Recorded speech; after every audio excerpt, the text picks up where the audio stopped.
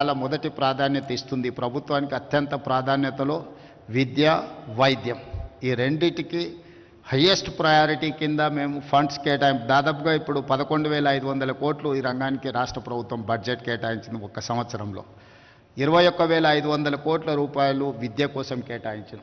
So నేను ముఖ్యమంత్రిగా బాధ్యత చేపట్టిన తర్వాత పేదలకు ఉచితంగా వీలైనంత మేరకు వైద్యాన్ని అందించాలి, పేదలకు నాణ్యమైన విద్యను అందించాలనే ఒక ప్రాధాన్యత క్రమాలు పెట్టుకొని మేము ముందుకు వెళ్తున్నాం. ఇందులో ఏమాత్రం అవకాశం ఉన్నా మీ సమయాన్ని మీరు కేటాయించుకుంటూనే ప్రభుత్వం చేపడుతున్న కార్యక్రమాలకు కూడా మీ వంతు సహకారం ఉండాలి. నేను ఈ వేదిక మీద నుంచి రాష్ట్రంలో చదువుకున్న డాక్టర్లందరికీ నేను ఒక విజ్ఞప్తి చేస్తున్నాను. సంవత్సరంలో ఒక్క నెల అయినా ప్రభుత్వ ఆసుపత్రులలో పనిచేయండి. 11 నెలలు మీరు మీకు నచ్చిన ప్లేస్లో మీకు నచ్చిన జీతం తీసుకొని మీకు నచ్చిన లైఫ్ను మీరు లీడ్ చేయండి. సోషల్ రెస్పాన్సిబిలిటీ కింద సంవత్సరంలో ఒక్క నెల ఎక్కడైనా మీకు ఏదో ఒక హాస్పిటల్లో ఒక నెల రోజులు డాక్టర్లు సమయం కేటాయించి పేదలకు వైద్యం చేస్తే డెఫినెట్గా you will get that pleasure.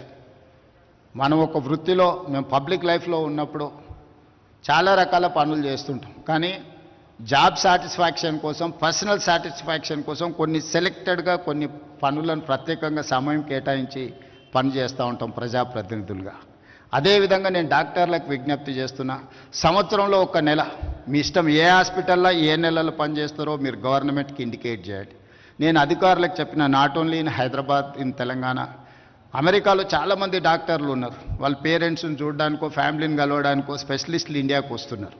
They wanted to serve something, but they don't have any platform where to go, how to go, where to serve, when to serve. They don't have any information. That is why I have told my people to create a platform, ask them to put some information.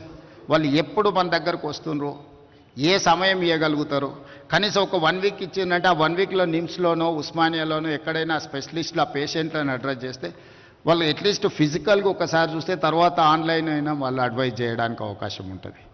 So ఈరోజు artificial intelligence నుంచి సాంకేతిక రంగంలో one of the best city జీసీసీలో కానీ IT కంపెనీలో కానీ ఈరోజు ప్రపంచంలో Hyderabad one of the destination.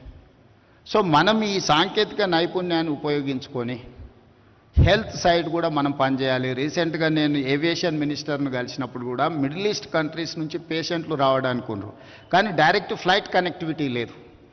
వాళ్ళు బెంగళూరులోనో లేకపోతే ఢిల్లీనో లేకపోతే కలకట్టాలో ల్యాండ్ అయ్యి మళ్ళీ అక్కడి నుంచి ఇక్కడికి రావాలంటే ఆ పేషెంట్లకు చాలా ఇబ్బంది అవుతుంది.